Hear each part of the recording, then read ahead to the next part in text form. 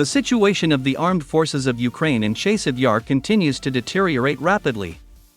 The armed forces of the Russian Federation continue their offensive on this city in 3 directions at once: from the east, northeast, and southeast. According to war correspondents, the units of the armed forces of Ukraine defending the city are no longer able to contain the colossal pressure from the Russian army.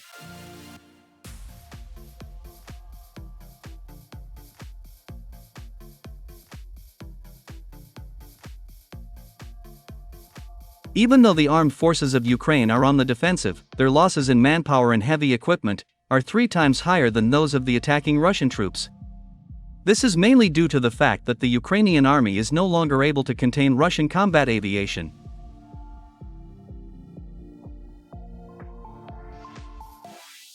War correspondents from both sides acknowledge that Russian combat aviation is carrying out a huge number of sorties every day. According to preliminary data, in the battle for Chasiv Yar, the Russians are using more than 70 guided aerial bombs every single day. And these Russian aerial bombs literally turn even the most powerful strongholds of the armed forces of Ukraine to ash and dust.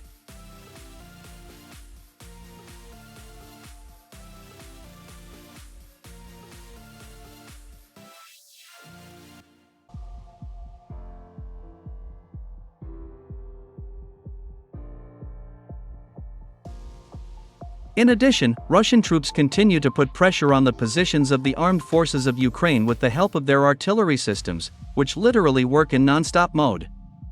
Against this background, even pro-Ukrainian Western experts and analysts recognize that the loss of Chasiv Yar by the armed forces of Ukraine is only a matter of time.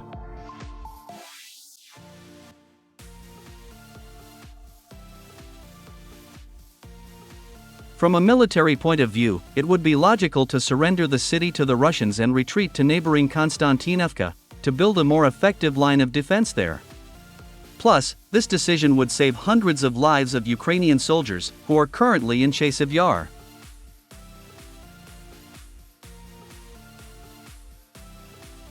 Many unit commanders of the armed forces of Ukraine have already stated that further attempts to hold the city of Chasiv Yar are simply pointless, and called on Kiev to give the order to retreat.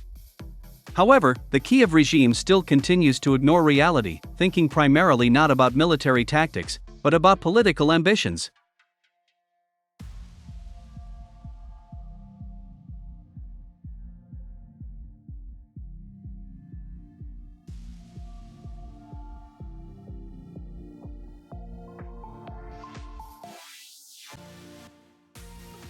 As it turned out, President Zelensky and his team ordered General Sersky to hold Chasiv Yar at all costs until the start of the Swiss conference, which will be held in the city of Begenstock from 15 to June 16, 2024.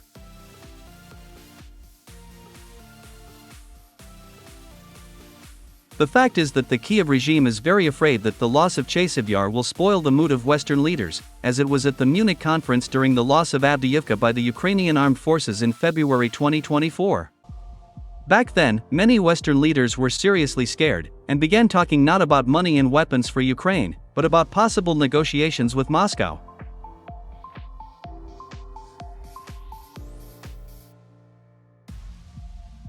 Back then, Zelensky did not like this situation, since he did not receive the promised money and weapons at the Munich conference.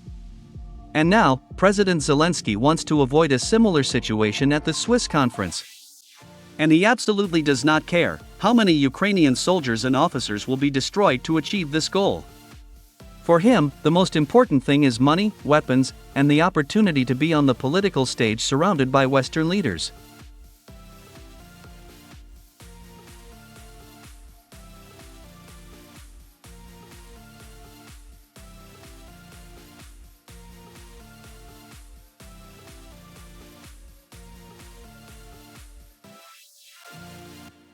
Meanwhile, new information has emerged about French soldiers and officers who recently arrived in Ukraine. Let me remind you that on April 12, 2024, many authoritative Russian telegram channels and war correspondents announced that 100 French soldiers and officers of the 3rd Infantry Regiment of the French Foreign Legion arrived at the location of the military base of the 54th Separate Mechanized Brigade of the Ukrainian Army in the city of Sloviansk.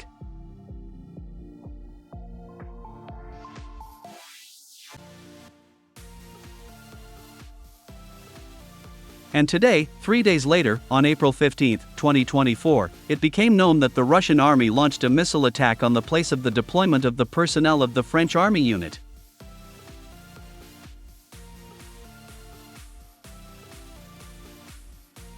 In particular, this was reported by the coordinator of the Nikolaev underground, Sergei Lebedev, with reference to his fellow members of the resistance movement.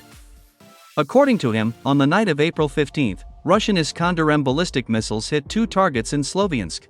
The place of the deployment of the personnel of the French army unit, and the place of the deployment of artillerymen of the Ukrainian armed forces, where French soldiers and officers were also stationed.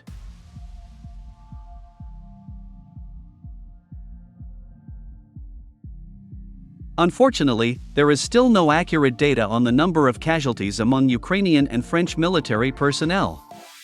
However, according to Sergei Lebedev, dozens of ambulances arrived at the impact sites of the missiles, which indicates a large number of victims.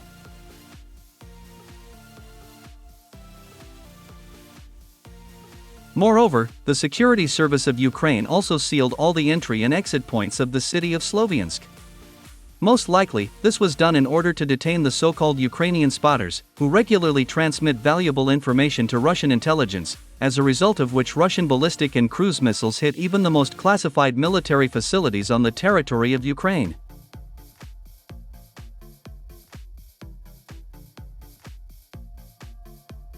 At the same time, it is worth noting that the French authorities have not yet officially confirmed or denied the appearance of the first French army unit in Ukraine.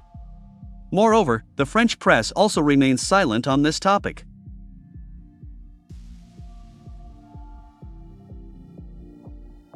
Meanwhile, Russian telegram channels continue to assert that direct armed clashes between French and Russian soldiers may take place in the coming months, and that French society should already be mentally preparing for the meeting of hundreds of zinc coffins, covered with French tricolor.